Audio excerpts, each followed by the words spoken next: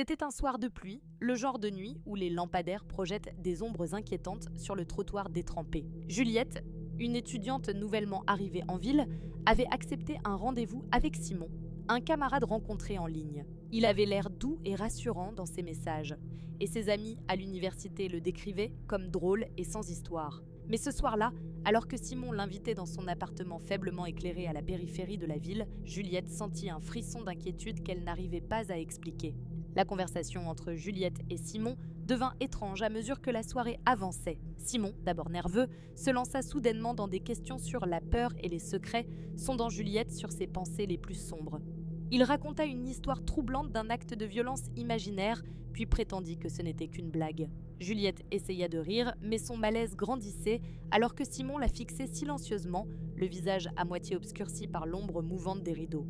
Tout à coup, Simon se leva et, sans un mot, disparut dans une pièce voisine. Juliette, le cœur battant, pensa à partir.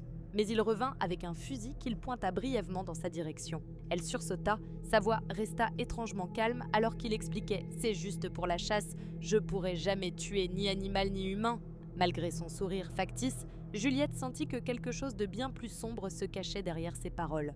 Simon accepta finalement de raccompagner Juliette chez elle. Au petit matin, Juliette n'arrivait pas à chasser de son esprit l'étrange sensation d'avoir frôlé un abîme. Même dans la lumière blafarde du jour, l'angoisse demeurait, tapie dans les recoins de sa mémoire, prêt à surgir dès qu'un souvenir de cette nuit referait surface.